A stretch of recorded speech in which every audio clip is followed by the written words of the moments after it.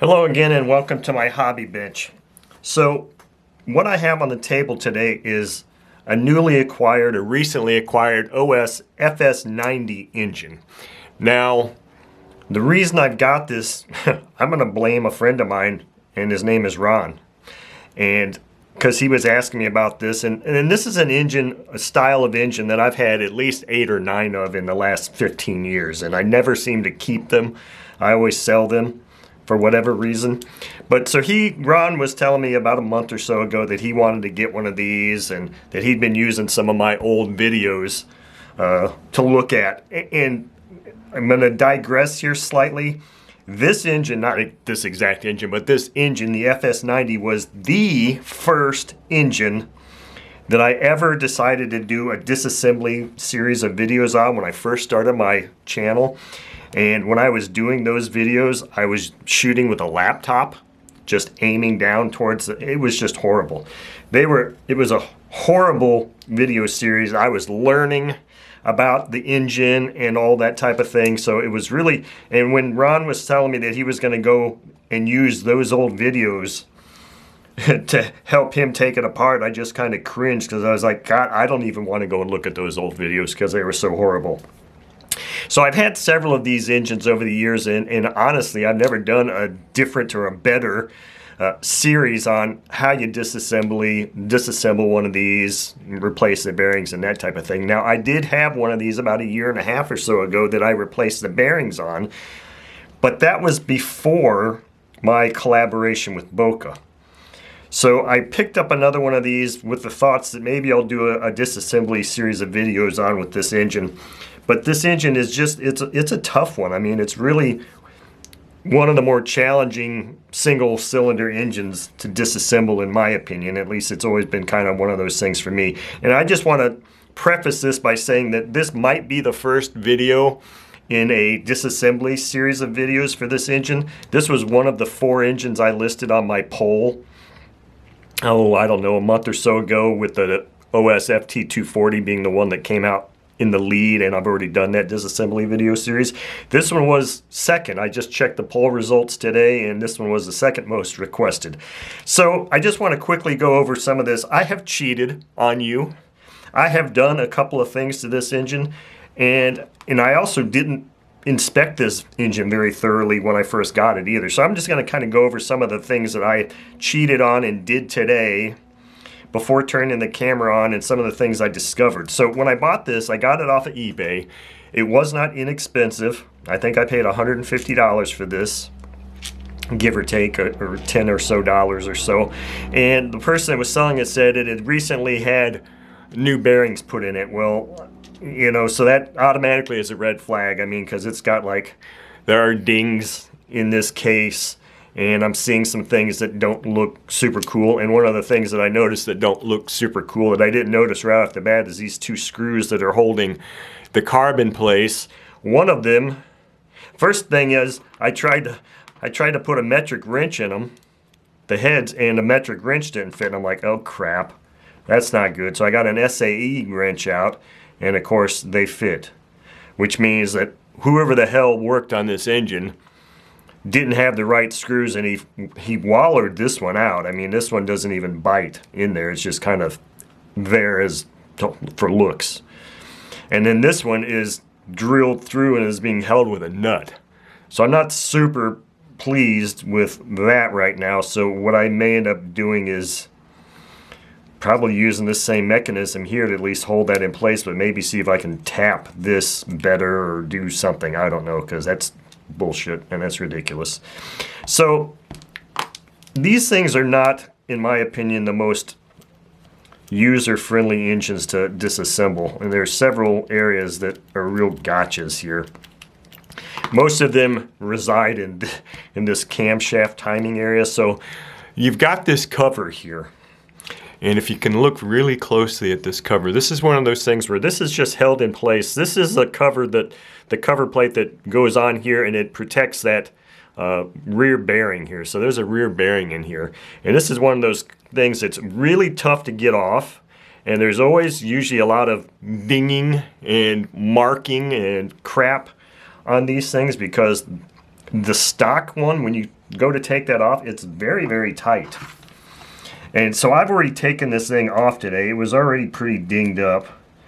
And I'm going to see if I can get this thing off here with this guitar pick tool. And I have replaced the O-ring too, which will help me here probably get this off, because it probably won't be so hard to get off, I'm hoping.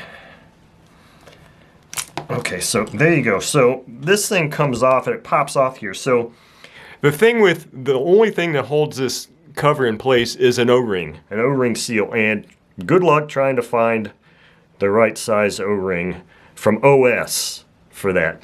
Because those of you that say, well, you can just go get a Harbor Freight O-ring set. And that's got all kinds of sizes. And well, guess what? I've got, excuse me, I've got the Harbor Freight SAE and metric O-ring set. And this is an SAE O-ring. So the thing with O-rings is this is the thing, I don't even know if you'd call it an O-ring. This is the thing that came off of that thing when I pulled it out. Whether that was really an O-ring or not, I can't tell you anymore. It's garbage. So the thing with O-rings is this, and one of the things I find with Harbor Freight O-rings is that,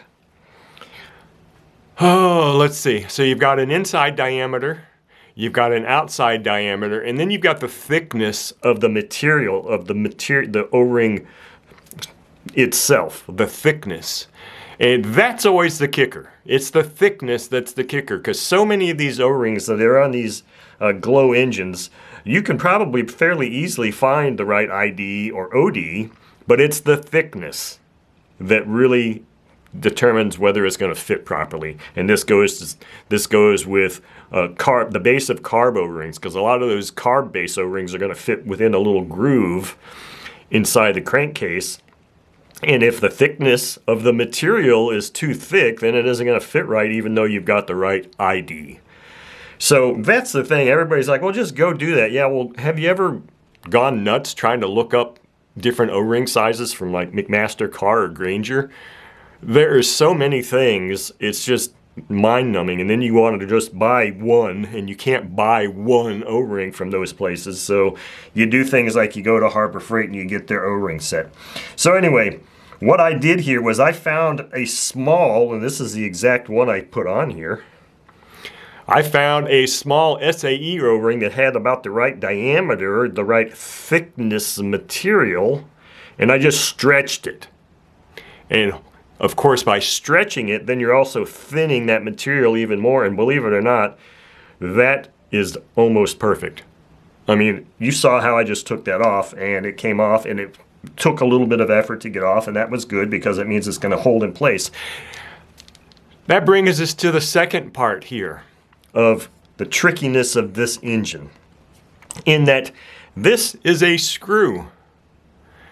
It is a reverse thread screw, meaning to loosen it, you will turn it this way.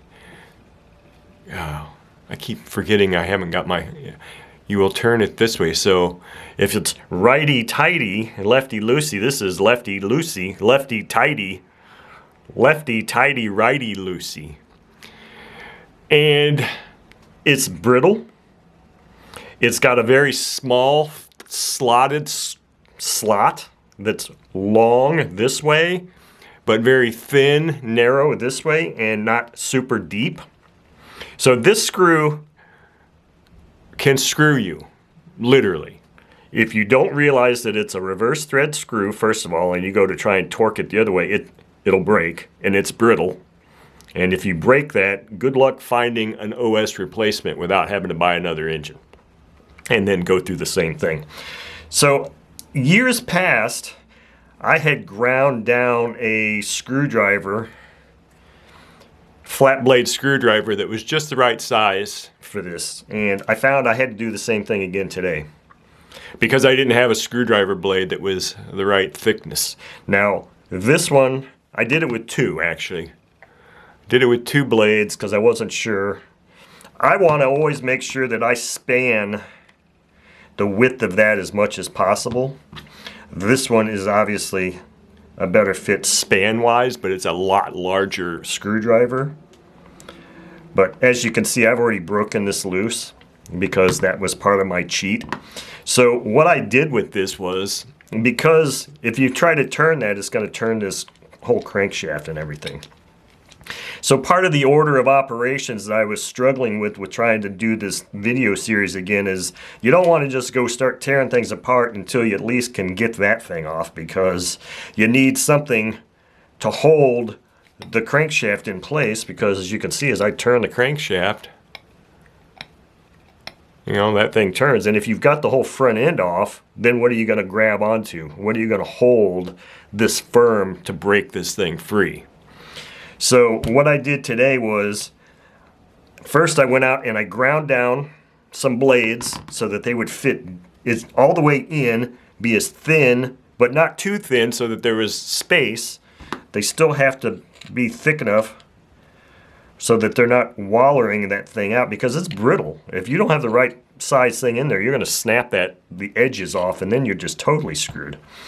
So I was grinding, thinning this thing this way, and then making sure I hit the edge here on the grinder to make sure it was straight. So anyway, what I did was I blocked this up in my vise, and I just grabbed this, stood it up in my vise like that, and I did the three things that I normally do for removing loose or removing stuck or tight fasteners, which is I oiled it first. I put a lot of oil in there, penetrating oil, and then I used my heat gun and heated it up, and I also gave it some mechanical shock. In fact, I think I did the mechanical shock first. It doesn't really matter what order you do the mechanical shock. I put this nice, beautiful punch that Bill just sent me on there and wrapped it a couple times, not with a hammer or anything, just with the end of this screwdriver, just something heavy enough to give it a mechanical shock, because those are the things you can do to free stuck fasteners: oil, heat, mechanical shock. Now there is a fourth one you can do, but I wouldn't recommend it with this screw. And the fourth one you can do, like if you're on one of these things, is, well, first of all, you got to make sure that you've got good fitment. You don't want to be loosey-goosey in there. You got to have good fitment of the head. But you tighten it slightly, and then you loosen it.